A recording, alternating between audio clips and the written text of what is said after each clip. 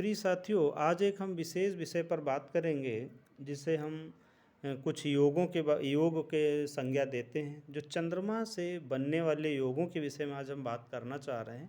जैसे चंद्रमा आपका ये जन्म लग्न में लिखा है, कहीं पे भी लिखा है, ऐसा नहीं कि लग्न में ही लिखा हो।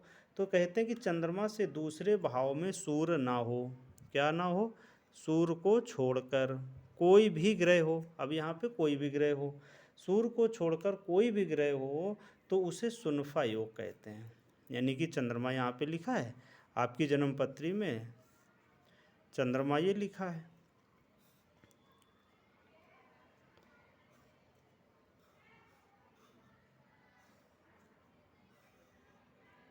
ये अब इससे दूसरे घर में कोई भी ग्रह मान लेते हैं गुरु है, तो इस योग को क्या कहेंगे? सुनफा योग।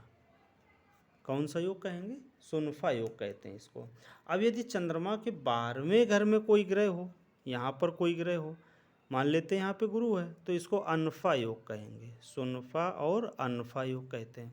चंद्रमा से 12वें ग्रह में कोई ग्रह है तो उसे अनफा कहेंगे। चंद्रमा से दूसरे भाव में कोई ग्रह है तो उसे सुनफा कहेंगे। ठीक है। दूसरा, इसको अगर दोनों भावों में है, चंद्रमा के द्वि और द्वादश दोनों भाव में कोई कोई ग्रह हैं तो इसे दुर्धरा योग कहते हैं। दुर्धरा योग कहते हैं। ठीक है। अब चंद्रमा के दोनों तरफ कोई ग्रह नहीं है, जैसे ये भी खाली है और ये भी खाली है, तो इसे क्या कहेंगे? केम द्रुम योग। केम द्रुम योग कहते हैं इसको। क्या कहते हैं? केम द्रुम योग कहते हैं इसको। ठीक है। चंद्रमा के आसपास से ही 4 योग बन जाते हैं: सुनफा, अनफा, केमद्रुम और दुर्धरा योग। दुर्धरा योग। ठीक है। 4 योग बनते हैं। इनके फल क्या होते हैं? ठीक है। इनके जो सुनफा योग होता है उसका फल क्या होता है? सुनफा योग में जो व्यक्ति जन्म लेता है वह बाहुबली होता है, धन उपार्जित करता है, प्रसिद्धि पाता है, कीर्तिवान होता है, बुद्धिमान होता है, राजमंत्री होता है, राजा का मंत्री भी बनता है। क्या बनता है? राजा का मंत्री बनता है। अब जो अनफा योग होता है उसमें यदि व्यक्ति का जन्म होता है तो पुरुष नम्र होता है, सुंदर वाणी वाला होता है, उदार कीर्ति का होता है, कीर्ति युक्त होता है, पर एक कमी होती, कामी होता है। कामी अर्थ सभी लोग समझते हैं, काम प्रिय होता है। ठीक है। अब इसमें अगला जो दुर्धरा योग में जो व्यक्ति उत्पन्न होता है, धन वाहन सुख से युक्त होता है। ठीक है। विजित शत्रु पक्ष वाला होता है, स्त्री से संतुष्ट रहने वाला होता है। अब जो एक अनफा योग है, केमद्रुम योग जो है, इस योग में उत्पन्न व्यक्ति जो जन्म लेता है धन पुत्र स्त्री बंधु से हीन होता है, दास और परदेसी वासी होता है, नित्य मलिन और कुवेशधारी होता है, यानी कि वह कपड़ों का भी रहन सहन रख रखाव, कुल मिला के गरीब दरिद्र की परिभाषा दी जाती है। किसमें? केमद्रुम योग। ये कौन सा बना? यहाँ पे मान लेते हैं यहाँ पे चंद्रमा है, यहाँ पे कोई ग्रह नहीं, यहाँ पे कोई ग्रह नहीं, यानी कि चंद्रमा को कोई सपोर्ट नहीं कर रहा है।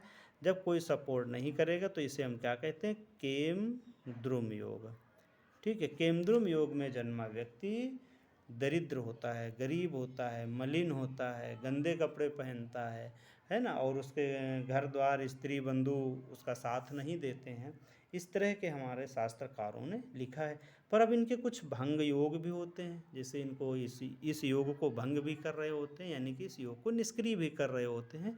उनको मैं किसी अगली वीडियो में आपको बताएंगे। अभी हमें क्या याद कर लेना है? चंद्रमा से बाहर यानी सूर्य को छोड़ के कोई ग्रह है तो ये सुनफा बनेगा।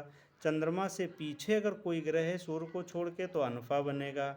चंद्रमा के दोनों तरफ कोई ग्रह है तो दुर्धरा योग बनेगा। चंद्रमा के आसपास कोई ग्रह नहीं है तो केमद्रुम योग बनेगा।